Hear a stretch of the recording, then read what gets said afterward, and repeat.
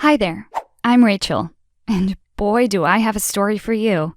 My algebra teacher, Mrs. Fritz, read my text messages out loud to the entire class, and she absolutely ruined my life. The thing is, these texts were not your typical day-to-day messages between a mother and daughter, or girl talk among friends about the cutest guy in school. I'm talking relationship-ending, secretive, and juicy stuff I hoped no one would ever find out about, especially my best friend Anna.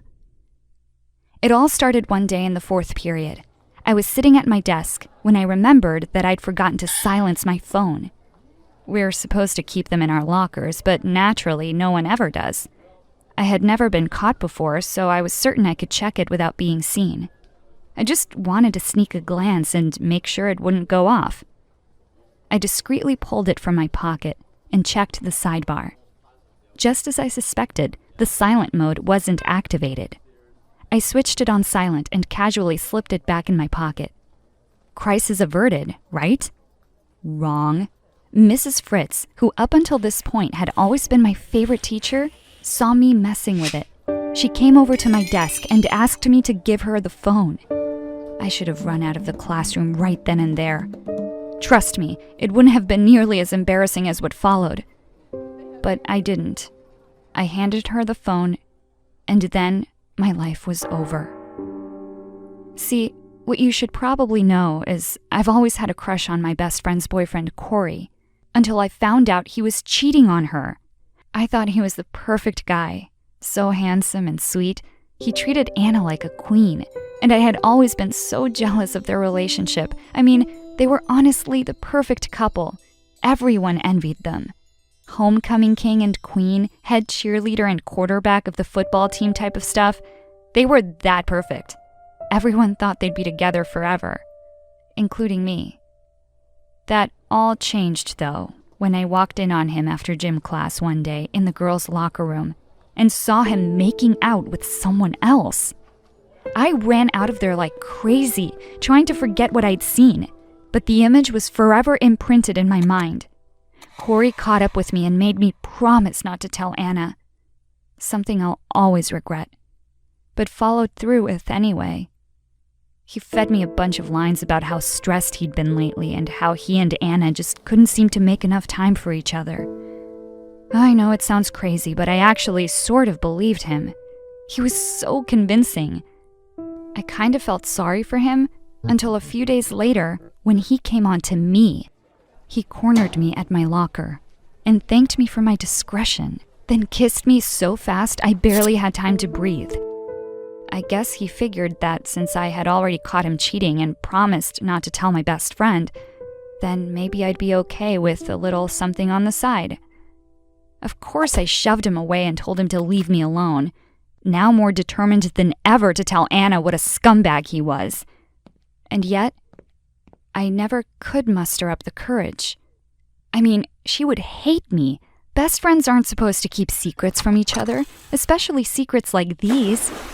I was really hoping she'd find out on her own, catch him in the act sort of thing. Then I wouldn't have to be the bearer of bad news. Anna and I hung out dozens of times after all of this, and I never said a word. My guilt was eating me alive, but I couldn't tell her. Whenever I saw her and Corey together, I literally wanted to puke, but I had to keep the ruse. There was no turning back now. I had come to be pretty good at hiding the truth.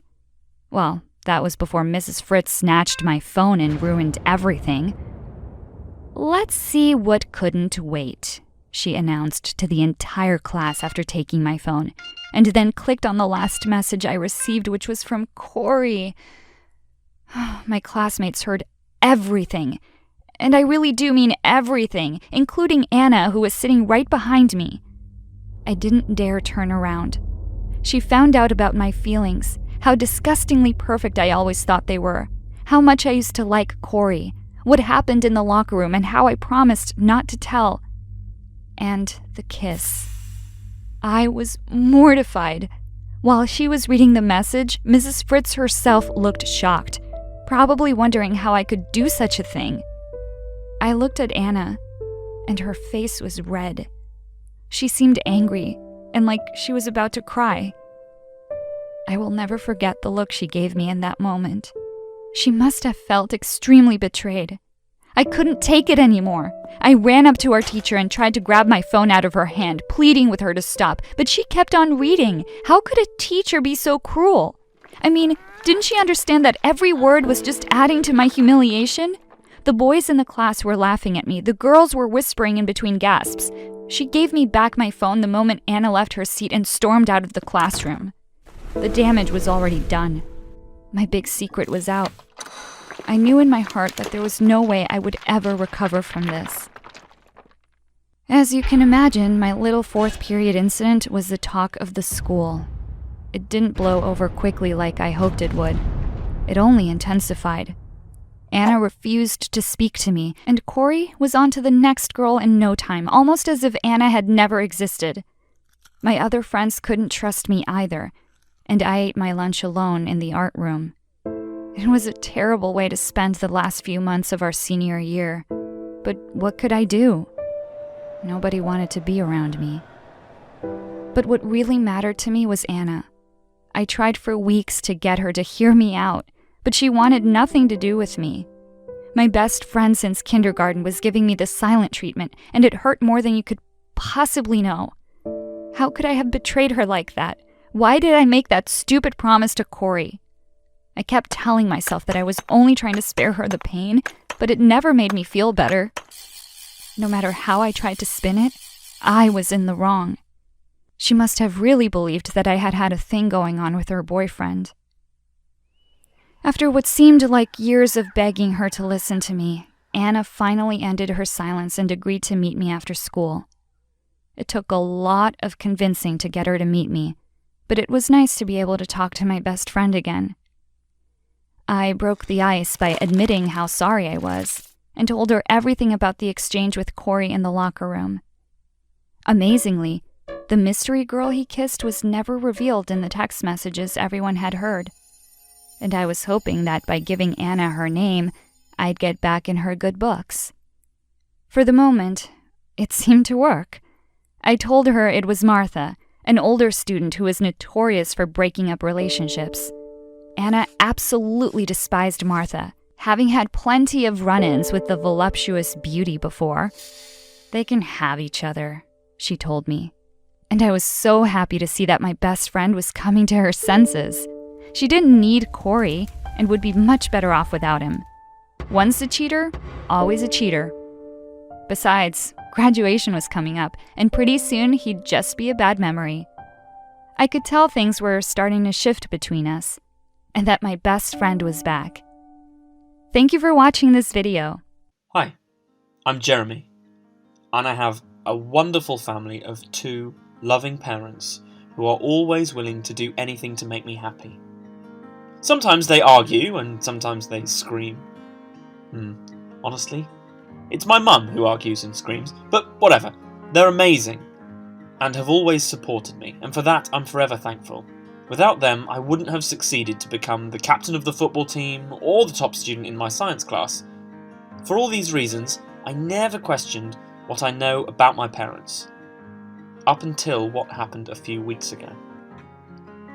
Despite being this amazing to me, my dad has always clearly been different from other dads of my friends. I know that a lot of people expect dads to be tough, great at handiwork and football lovers, but my dad has never been any of those things. He's quite scrawny and softly spoken, never wanting to get into a fight or even an argument. I never found that an issue, but still, that didn't mean I never saw. As a teenager, hearing people talk about my dad behind his back always made me very frustrated. That never stopped. Whenever he comes to school to pick me up, I hear my classmates laughing and mimicking the way he talks or walks. That made me angry. Tom, another football player, asked me once, "Dude, are you sure that guy isn't your mum? My dad could kick his ass." I tried to ignore it and walk away. These guys are clearly just mad that our team had crushed them, I told myself.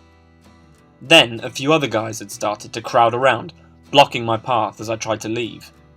It was then the second guy, Andrew, chimed in. "Has your dad come out as gay yet?"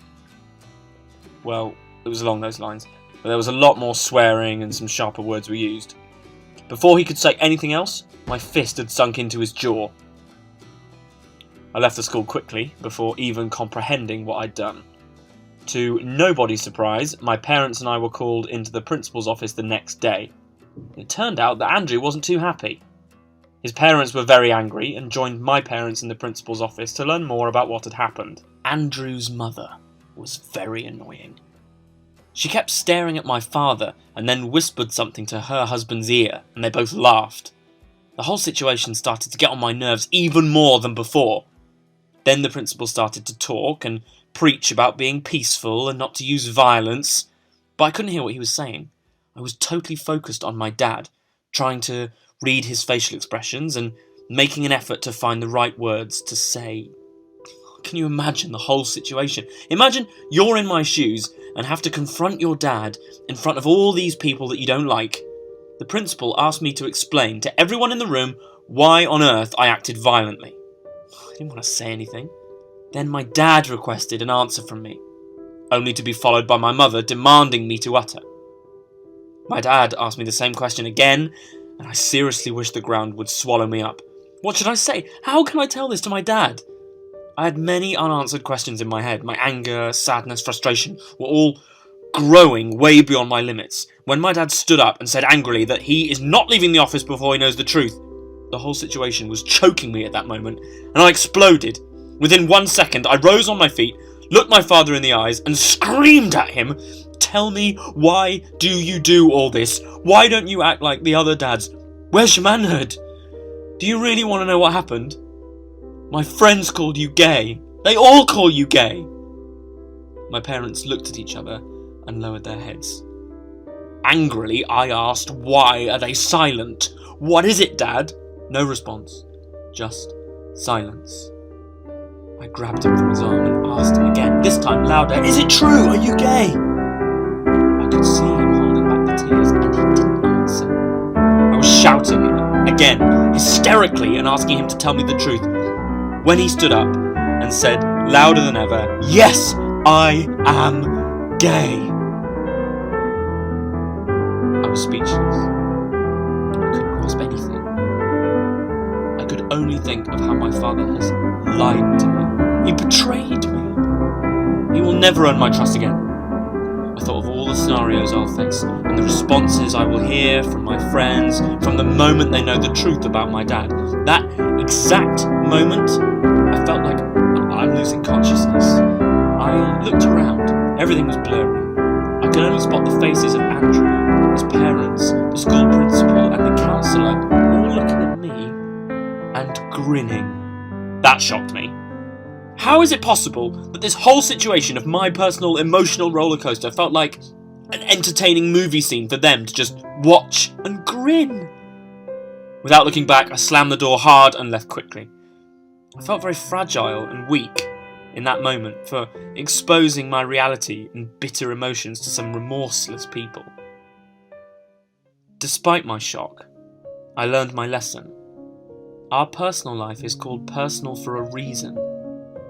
I'm still adjusting to my new reality, but whether my dad is gay or not, it's no one's business. At least I have a wonderful father who loves me more than anything else in life.